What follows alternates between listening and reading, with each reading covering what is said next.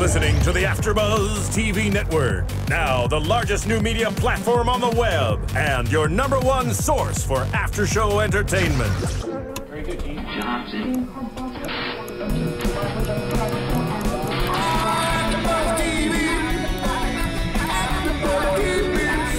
From the AFTERBUZZ Studios in Los Angeles, California, presented by Maria Menounos and streaming live thanks to Akamai Technologies. This is AFTERBUZZ TV's The Following After Show.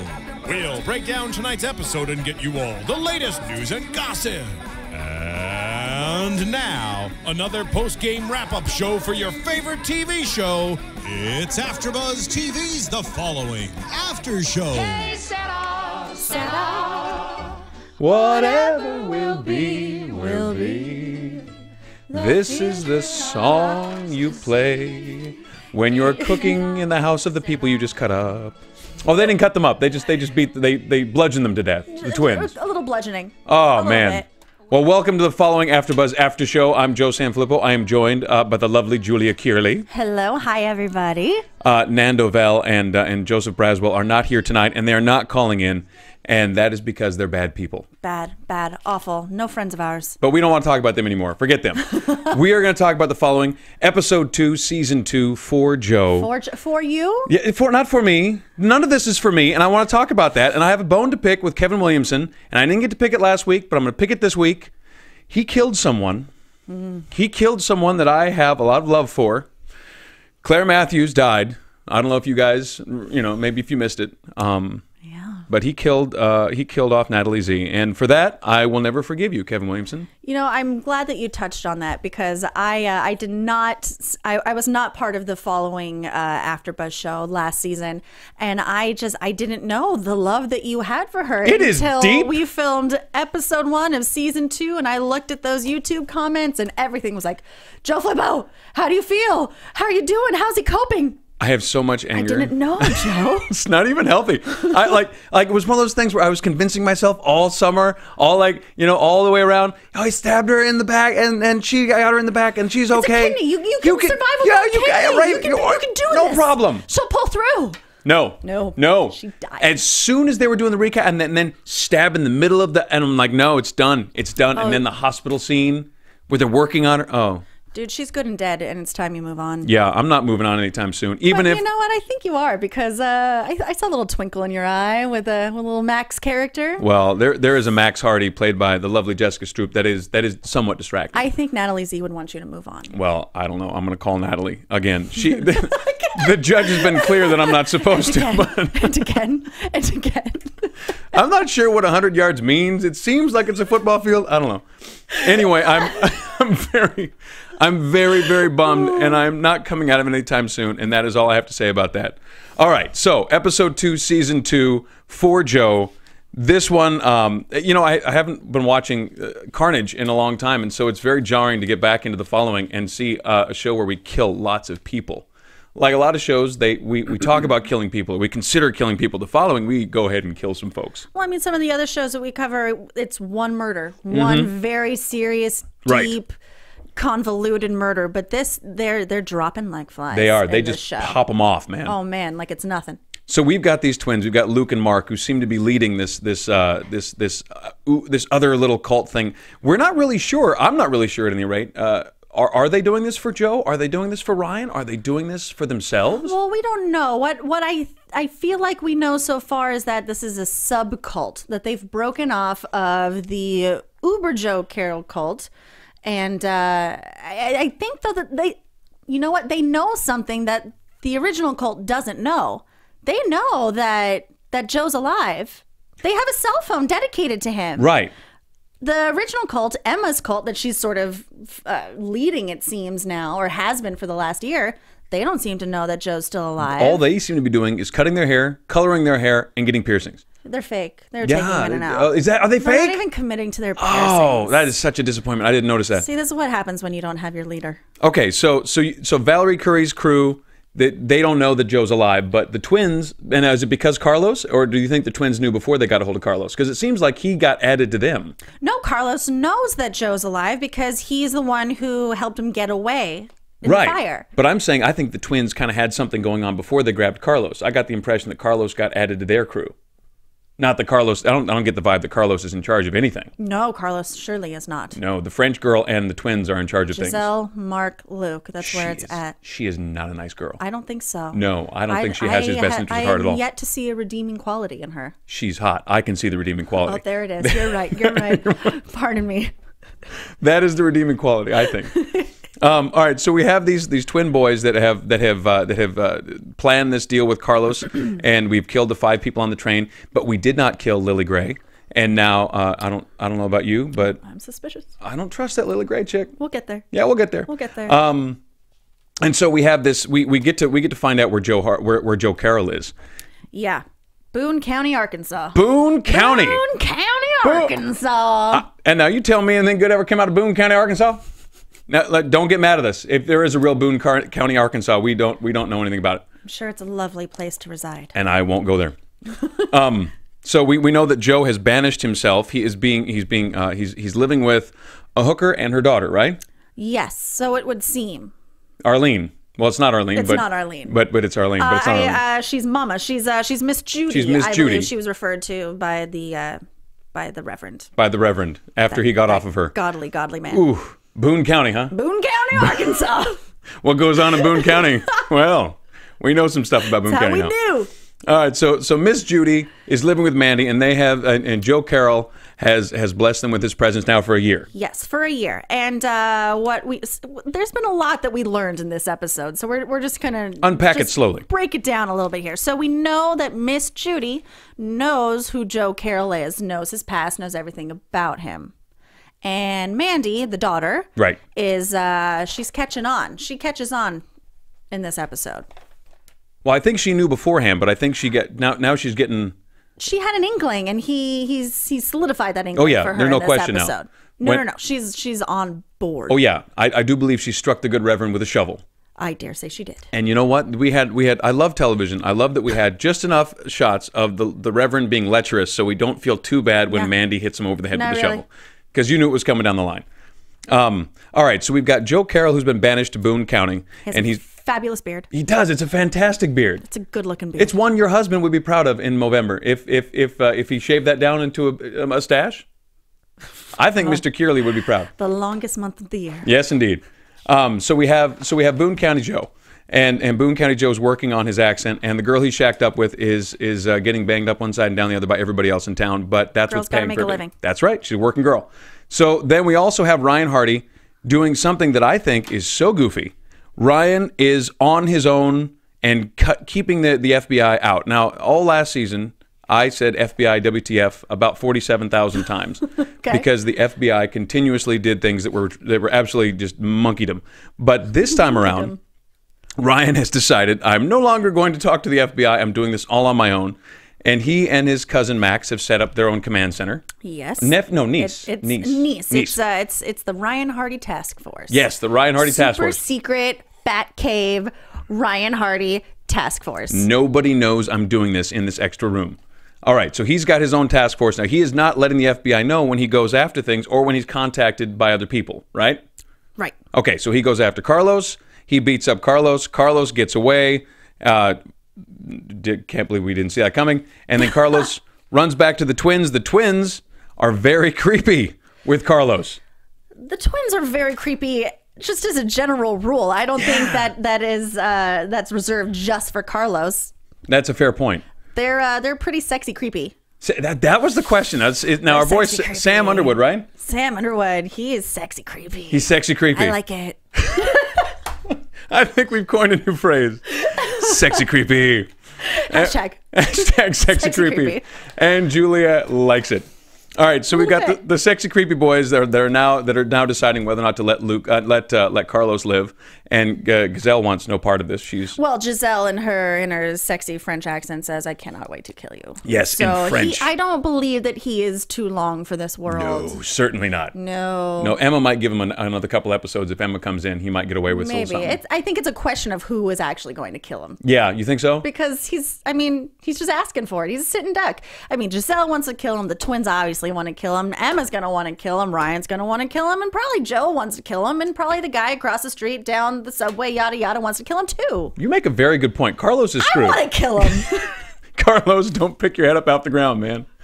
All right, so Carlos is in deep in the hotel room with the twins and Giselle, and Ryan is going. Now Ryan's getting led now at this point, right? So we've got Ryan has got the stuff that he took from Carlos's house, but then he gets a straight up call from the twins. So everybody's all freaked out that they're following him, but they straight up call Ryan, right? Yes. And they're like, "Hey, Ryan, we did some stuff to this family." And by the way, they did some stuff to that family. That was pretty screwed up. They did some stuff to the dancer last episode too. Oh, they're showboating a little bit. They are. You know, this. I think Agent Mendez at one point said that the murders were bragging rights. Yeah, these are bragging right murders. First one, the subway murders, that was a show. These next murders, this is for bragging rights. Symbology. We're gonna say some stuff. So Luke, one of the things about that scene that was wild to me, well, we'll talk about it when we talk about the twins, but Luke seemed genuinely moved when he was talking to Dad. Like he seemed genuinely into it. Like, I love you. That was crazy. Well, they were like that with, what's her name? Heather? Heather. They were like that with Heather too. I hate it when they kill actresses or dancers because it's like, they seem so vulnerable in general. Like, hey, come to this thing in the middle of the night. We can give you a job. And they're like, okay, I'll go. Boom, you're dead. Is that your dancer actress voice? That's my dancer actress voice. My dancer actress is not attractive. That's just creepy, not sexy. No, creepy. that's not. Just plain creepy. Sorry. Love you, Flippo, but that's not sexy creepy. Oh, we've devolved into plain creepy. All right, so the twins have this epic murder and scene and dinner with the family, with the little boy. What was his name? Couldn't tell you in a million years. I think it was Bill or Bob. He's trapped upstairs, which was a relief. I was nervous that they had killed him. I'm very glad that they did not. So we have dinner with Mom and Dad, which is creepy, and then then Luke goes up on the roof and calls Ryan out. Yeah, and he brings him to the scene. Yeah, come on over, bud. Just lets him track him. And of course, Ryan goes because we're not going to call the FBI when the murderers call me. Well, as you said, WTF FBI, they always muck it up. Okay, WTF Ryan Hardy. I'm going to go after the killers because they know that I'm going to trace the call, and I'm going to go without a bulletproof vest. I don't understand that. And I'm just going to go, and we'll see what happens. It'll be cool. Because he's gone rogue. He doesn't need a vest. It's Ryan Hardy. He's gone rogue. All right, so Ryan Hardy goes he goes to the abandoned brownstone. They get up on the roof, and then we look across there, and we see the boys in the mask, and they're going to go into the house, and they're giving him some grief. They're teasing him. And then, meanwhile, we check in back at the ranch in Boone County, Arkansas. Boone County, Arkansas. And we see that the Reverend has come by to get a little something. Yep. Now, this is what we learned, I think, today. We learned if you got your weekly visit with the town hooker in Boone County, don't go back for seconds. Well, greed is a sin. Greed is a sin, and he's a reverend. He should know this. I got an extra 20 minutes. Figured I'd come by. Why not? Not good. Greedy. Sinful. So you happen to be watching Joe Carroll on the television. He puts two and two together. Too obviously. Goes out to his car. Joe Carroll has to chase him down. Not fast enough. Joe attacks him with a garden gnome, which I think is unique. And adorable. Oh, is it creepy? Sexy creepy? Is it sexy creepy garden gnome? Garden gnomes are never sexy creepy. Just sexy. So we get that's a sexy gnome. Gross. So we hit the car with the gnome. We get the Reverend out the car. The Reverend takes Joe out with one punch. The Reverend is no joke. And then our girl Mandy hits the Reverend with a shovel. Well, she was inquisitive with Joe just prior to him coming over about what's it like to kill a man, what's it like to kill somebody. You know, she's in it deep with Joe Carroll. She is under his spell, so I think he can make her do anything. It's a newest cult in Boone County. How terrible is that? Starts with one, right? It's how terrible is this poor girl's life that this guy shows up that she knows is a killer. Mom wrote him letters in jail while turning tricks. He comes out, and in that time he stays with her, shows any interest in her at all, helps her do some schoolwork. She loves him. Like, that is how bad her life is. Like, she loves Joe. Yeah, she does. That's terrible. Oh, it's so bad.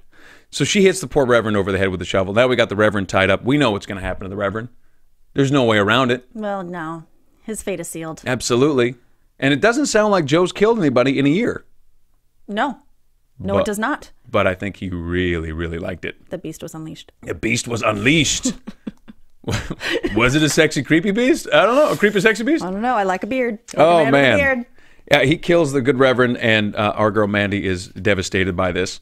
Interesting, Mandy, actually. You know, she's, like I said, she's under Joe's spell, and she has this fascination with the murders that he's committed, with what it's like to take somebody's life, and she really wants him to talk to her about it, and he's teaching her about it. And then when it comes down to it, she vacillates back and forth. So she has the chutzpah, if you where did that come from? I know. Well, To knock out the Reverend with the shovel when the gnome didn't quite cut it. sometimes gnome's not enough. But so now here he is. She put him in this position where he's tied up, bleeding, and his life is in their hands. But she's still pleading for Joe. Don't do it. Don't do it. Don't do it.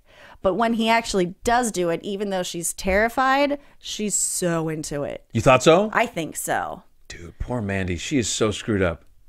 I think it's her crossing over that threshold, making that step. That's a big step to make. Well, I remember last season. I mean, doing that first kill, that was the big thing for all the whole crew the whole time. I mean, that was a big deal. That was a whole that went on for episodes. And not only is it a big deal for her, it's a big deal for Joe. Yeah, and he hasn't done it in a year, and boy, did he get into it. Oh my goodness. Yeah. The beast was unleashed, like you said. And what did he say? I am inevitable. He was talking about, you can choose, a man, you can choose not to do this. You can choose to give it, to not give in to your instincts, says the Reverend, who keeps going back to the hooker. But Joe says, I am inevitable. Yeah. Oof. That was crazy. I enjoyed that scene very much. That was my favorite scene of the show. It's actually, I think, one of my favorite scenes that we've had with Joe Carroll in all scenes, in all Joe Carroll scenes. It was intense, and it was interesting, and it was almost tortured. Like he really wasn't sure, and I really like the way James Purfoy plays that when the string gets cut, and he was doing it toward the end of last season when he didn't know quite what to do with all these cult members. Mm-hmm. He really does play Joe in a way that's like, I know everything, I know all the stuff I'm going to do, I know everything, and then every now and then he gets plagued by real doubt, and he doesn't know what to do, and he doesn't know which way to go. And it's interesting. They kind of drag that out of the character, and it's kind of fun. And it makes it what is sometimes a two-dimensional feeling character into a much more three-dimensional character. Exactly. And in the meantime, while all that's going on, we have the boys who are stalking Lily Gray at the what you call it? It looks like a fundraiser of some sort. Artsy fartsy foundation-y thingy dingy. Yeah.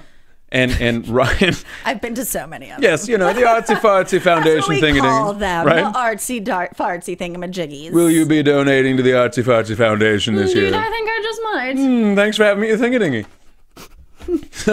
So we got the boys at the Thingy-Dingy, and they do again. Ryan Hardy, WTF? They call Ryan. They're like, "Here's where we are. She's in a red dress. We're at the Thingy-Dingy. Come over."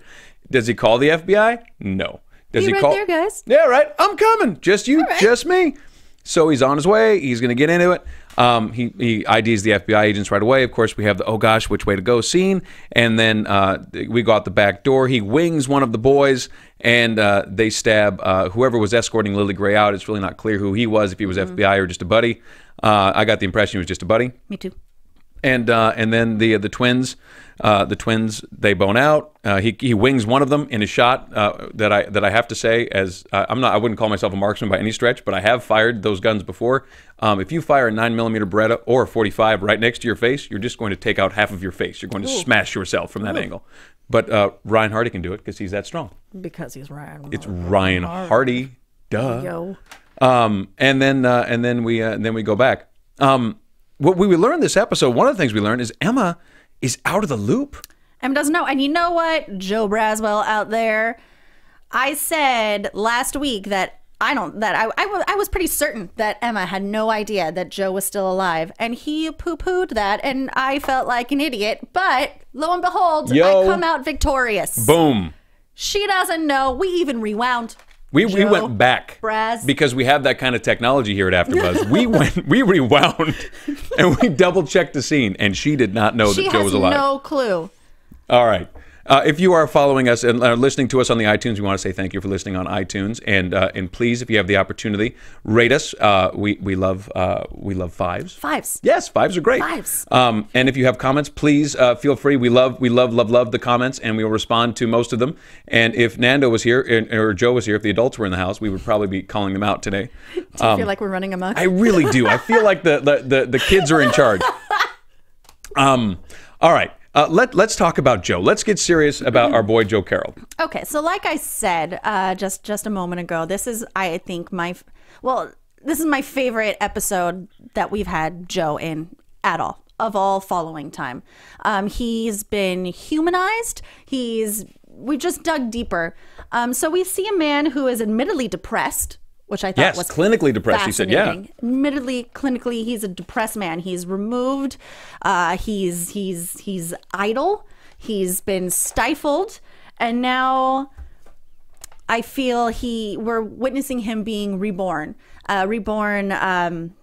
Not just as a killer, but as a teacher. And that's really where it all begins for him. With Mandy. And you can see sort of a gleefulness in his face in that very opening scene we see him in where she's reading to him and he's teaching her, and he has a new disciple, if you will. So I think that's really interesting, and I think that's what the awakening is in him. Not only that, he's seeing all this shit going down in New York in his name, and he's not a part of it. I mean, he's a part of it, but he's not there. Yeah, he's absolutely. not in it. He's not necessarily immersed in it and pulling the strings like he was beforehand. He's not surrounded by a bevy of disciples. No, this is just happening. He's not in charge. Oh, no, he's not in charge. Yeah. So, I mean, that's got to be unbelievably frustrating. And like he said, I am inevitable. And I think we saw that his narcissistic needs could not be pushed down or stifled any further. And, you know, it was interesting to me, like, to watch something like that. You get this weird feeling, or at least I did. You know, there's that sense when you see somebody underperforming or doing something that when you know they have gifts and talents, and you go, well, you're doing nothing. All right, well, that's cool. But you know, it was wild. It was weird watching Joe Carroll and being like, you know what? It is a waste. It's a waste of, you know. And recognizing that when he is not being wasteful, he's being incredibly destructive. But it's still interesting to kind of like just look at it and go, I really wish you were doing something, you know? And, you know, apparently he's going to be doing some stuff now. It's interesting to think of him in this whole year of being in, was it Boone County? Boone County, Arkansas. This whole year of the things that he's witnessing. And he's such a highbrow, educated, classy guy. You know, that's right. Who Joe Carroll is. He has an air about him. And to be forced in this situation in the middle of the country, in the middle of nowhere, this just absolutely depressing environment. Sorry, horrible. Boone County. I'm sorry. If you Boone exist, County. We are really sorry. I'm sure it's to beautiful all and 6 of you. lush and gorgeous. That was Marissa Serafine laughing out loud at our Boone County. But it's got to get to him. You know, this is not in his nature. You know, he's a guy who sits by the fire with a nice cigar and cognac. And a beautiful cognac and a ginormous mansion or a manor. Like, this is reading important things. Smart things. Things that important, smart people would read. Yes. Not sitting there watching each guy come boff the girl he's living with. So imagine a year of that. I couldn't. Gross. What did you just say? I couldn't. I said boff. Boff is a perfectly legitimate term. Anyway, and I love Boff. You know what's terrible? You know, when he was kissing her, I was like, "Oh, you're kissing a. You're not supposed to kiss a prostitute." That's my understanding. I saw Pretty Woman. No kissing. Pretty Woman too. Never on the mouth. Never on the mouth. He also says, you know, he's also coming to terms, and he says this to the priest. You know, he says, "Oh, I want you to listen to me. I want you to, you know, you said you'd listen to me. You said you'd understand me. I'm a failure. I'm a failure as a husband. A failure as a father. Failure as a writer." It's interesting that he doesn't recognize he's a failure as a mass murderer, because I guess he's done that right. He's not a failure at that. No, he's good at that. They drop like flies. But it was interesting, and you know, he's dealing with all of this. He's trying to come to terms with it. And if I have any knowledge of television or how it works, in the next 2 episodes, he will be healed by a shave. You know, we will shave off the beard. Shave and a haircut. Shave and a haircut. That's all I need, son. Just a shave and a haircut. Bum ba bum bum. So I think, I think it's a year of really seeing how our boy Joe's going to come out of this. So I think, you know, you thought he was crazy before. You thought he was a little insane before when he could do whatever he wanted and move however he wanted, and now he's been stuck in this shithole. Sorry, Boone County, Arkansas. Boone County, we apologize once again. Boone County. My understanding is we should look up and see if it's a real place. I'm actually curious. We should, but continue on. Continue on. No. I mean, I think that that this will all be compounded into his insanity, and it's going to explode in a way that nobody could see coming, even Ryan Hardy.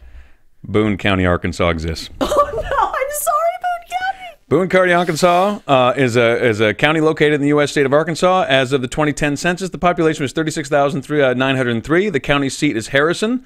Boone County is Arkansas's 62nd county, formed on April the 9th, 1869. So shout out to Boone County. Hey, Boone County. We hope you're having a good time. All 36,903 of you. Do they have internet there? I'm sure. Oh, I don't know. That's terrible. All right. I want to talk about Ryan Hardy.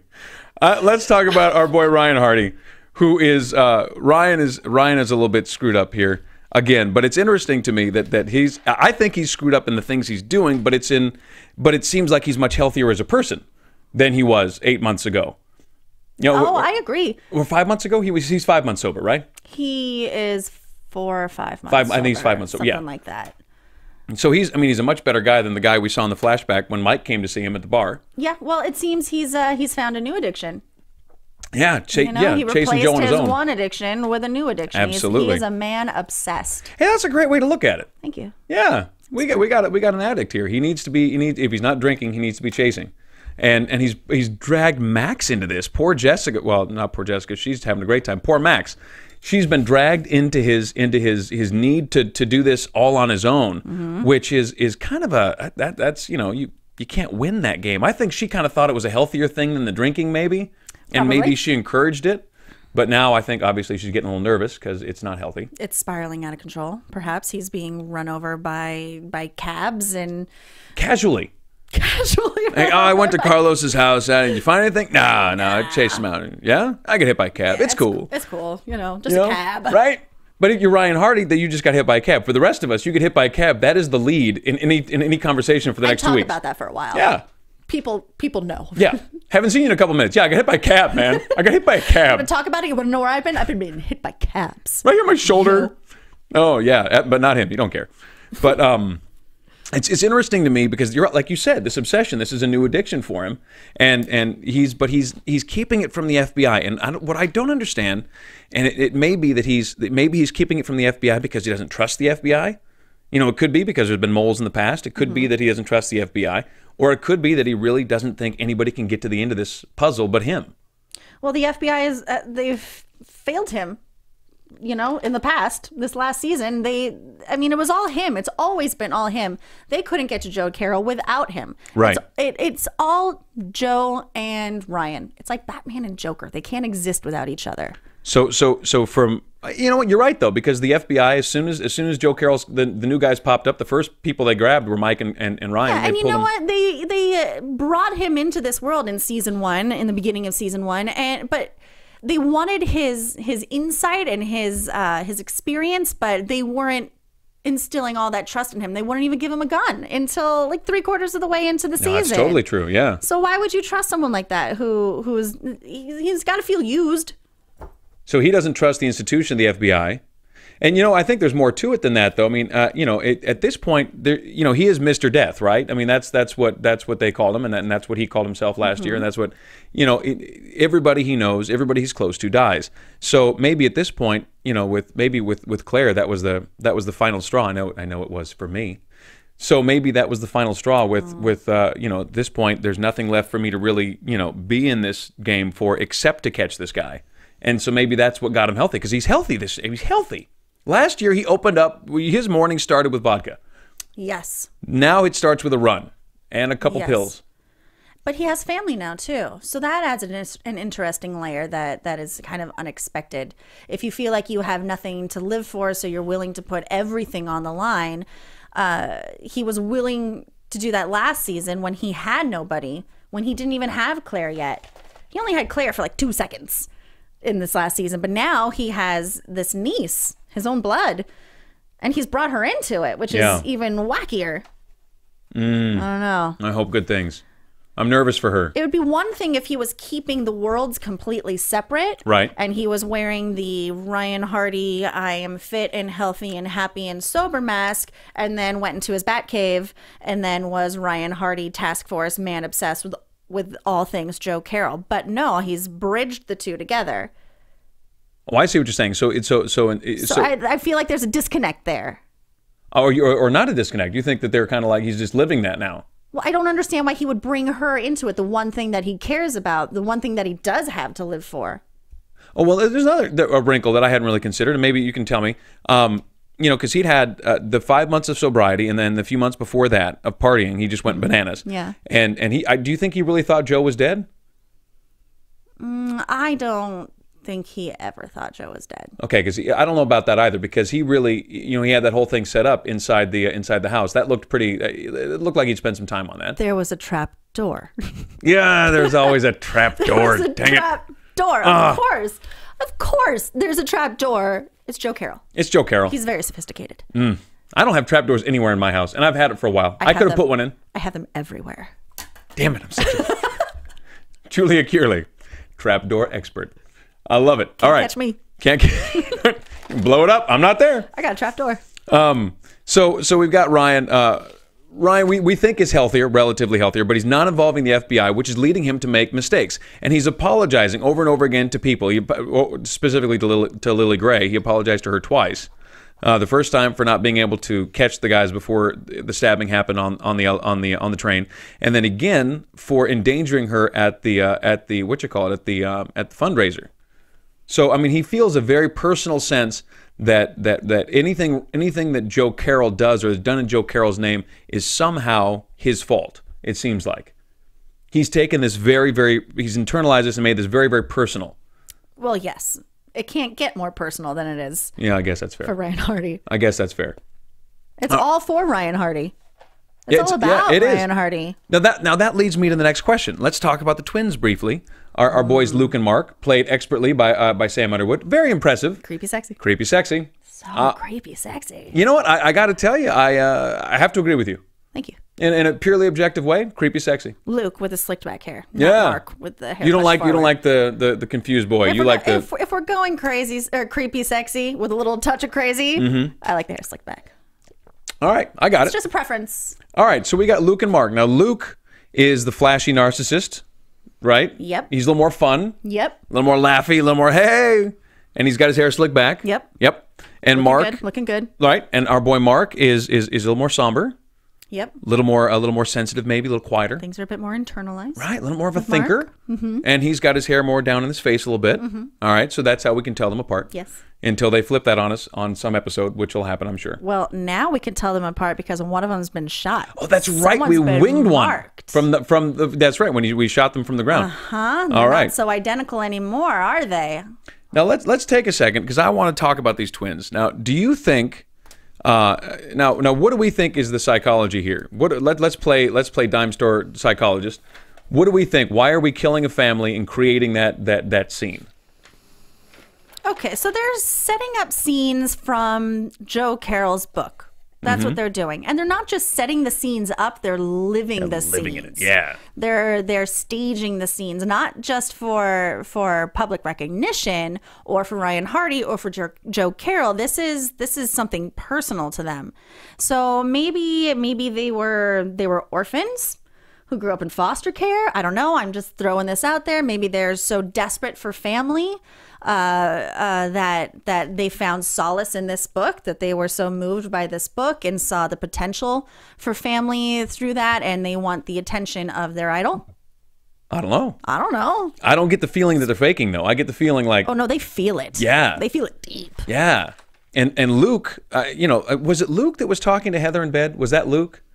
That was curled up? I feel like it was Luke. I feel like it was Luke. So I think it's interesting to me that Mark is our quieter, more sensitive brother, but Luke is the one who seems to need more from the people that they've killed. Yes, I agree. He needed something from Heather. He needed, it wasn't about sex. It was about touching, right? He was, he was about touching, and sometimes that touch can last even after it's over. And I mean, that was our boy Luke needing that. We think. I believe. I think so. We didn't know there were two at that point. We did. Yeah, it's true. We might not have been paying enough attention, but I think that's right. And I think so too. And then with this family, when we get down to it, Luke is kneeling next to the father, and he's having a private conversation. Yeah, they're living this. That was crazy. They're creating family scenes, familial scenes. You gotta know I love you, Dad. Right? And he gives him a kiss on the head. And Mark looked like disturbed by it, didn't he? A little bit. Yeah. I think Mark, from the get-go, we've seen Mark be a little disturbed by his brother. Like his brother's maybe taking it a bit too far. Now, I wonder if it's more of maybe not necessarily that we're doing these things. I think they're both on board. We're doing these things, but maybe it seems like Luke's a little more careless than Mark is. Like Mark wants to keep playing. Maybe Luke's a little more reckless. What do you mean? Mark wants to keep playing? I think I think Mark wants to be careful. I don't think either of them have a problem with what they're doing. I think that the difference is that that Luke is a little more reckless than Mark. But Mark, either way, they want to keep doing this. Well, who do you think the mastermind is? I kind of think it's Mark. I probably think it's Mark. I kind of got the vibe when Luke wanted to kill Carlos in the hotel, Mark told him no. You know, yeah. He's talking him down, even though Giselle really wanted to watch that. Oh, yeah. She's not good, that one. No. She twisted up French girl right there. Never trust a Frenchie. No, I don't like him. Who did we piss off so far? So many people. Boone County, Arkansas, and the French. I think Nando and Braz are going to be so mad. They're going to be so mad. They're going to come back and they're going to be like, especially. You guys. We're going to be in so much trouble. Nando's going to be mad. Oh. Don't tell Nando we talked about the French. Okay. So the brothers here, now this is what I love and I hate is these uber criminals that this show creates, right? They're one step ahead of everybody all the time. And the following is great at this. And I really want so badly for them to screw up. And I guess he did in getting shot in the end there, right? Got a little cocky. That's the first screw up. Right. But the whole one step ahead of everybody and we're playing this game thing. Well, they're the only ones in on the game so far, but now that they're bringing other people in, they're bringing Ryan Hardy in, and with Brian, who's Brian? There's no Brian. With Ryan comes the niece, and with her comes the NYPD and FBI. Now that there's all these other factors coming in, they're going to start to lose control. Before, it's just their game. No one else is in on it. It's just them. So they're not going to know how to control these outside factors. You're right. It's growing too fast for them, right? Probably. Okay. But right now, Ryan's playing into their hand by just doing the idiot responding on his own. Yes. Which is idiotic. Yes. And there's no reason for it. He's dumb. He's not dumb. He's a man obsessed. Yes, he's a man. He's addicted. Tunnel vision. To Joe Carroll. Batman and Joker. That's it. They can't exist. All right. Well, I think we've gotten to the bottom of that. Done. Okay. So, should we move on? Should we move on to predictions? Oh, is it predictions time? It's time for predictions. And now, your AFTERBUZZ TV predictions. Julia Cearley, because it's just the two of us, I'm afraid you have to make your prediction now. God damn it. You know how I love predictions. I know. They're always the worst, although they sometimes turn out.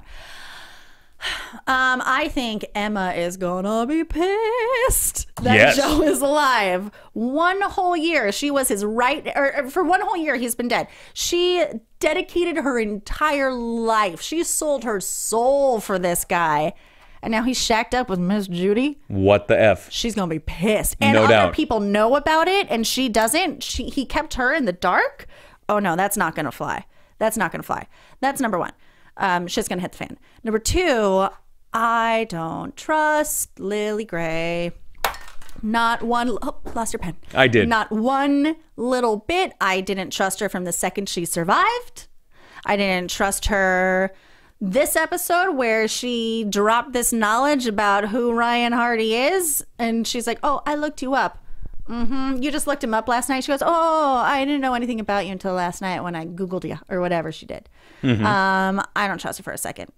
I have to agree with you. I'm gonna back you on both your predictions because they were very similar to mine. Emma was in love with Joe, is in love with Joe. This is going to go down absolutely ugly. I agree with you 100%.